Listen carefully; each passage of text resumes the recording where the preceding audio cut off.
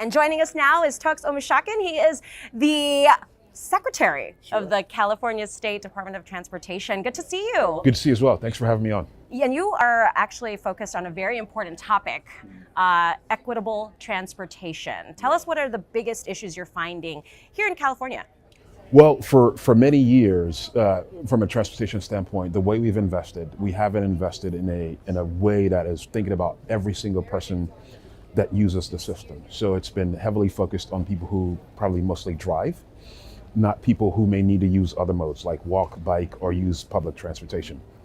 So we're trying to double back and correct some of those errors and some of those mistakes from the past.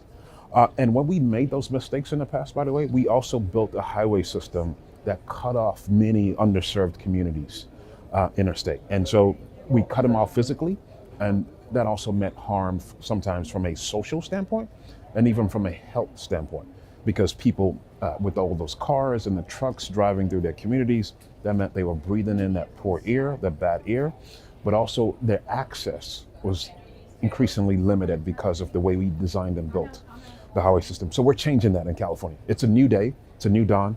Have a Governor Newsom, who's heavily invested in equity, and we're making those investments happen through CalSTA, my organization, and Caltrans, High Speed Rail, all the organizations under it, and of course the partnership with the federal government as well, the Biden-Harris administration connection.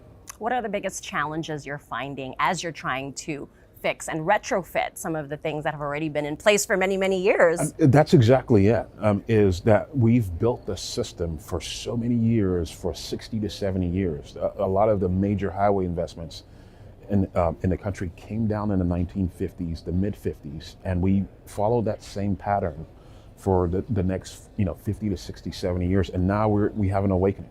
There's a bit of a renaissance in our industry. We now understand that what our jobs ultimately is to help people across the board.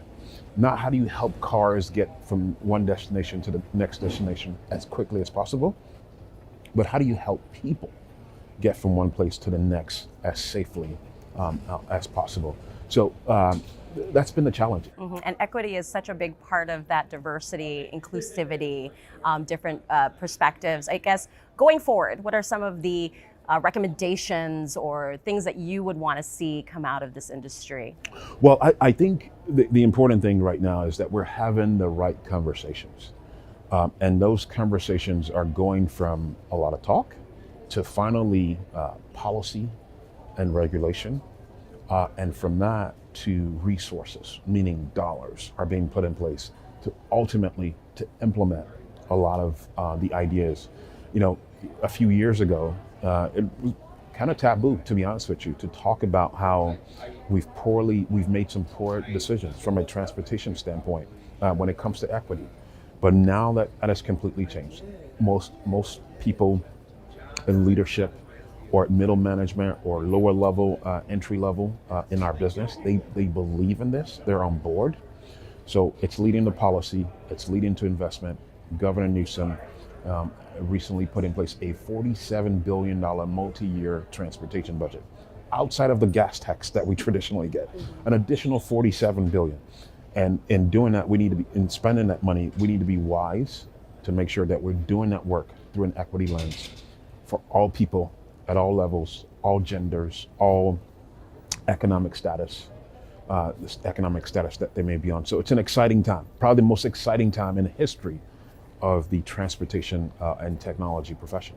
Very good, and we're looking forward to seeing what comes out of Caltrans. Thank you so much, Toks. Good to see you. Absolutely, good to see you as well. Thanks for having us on.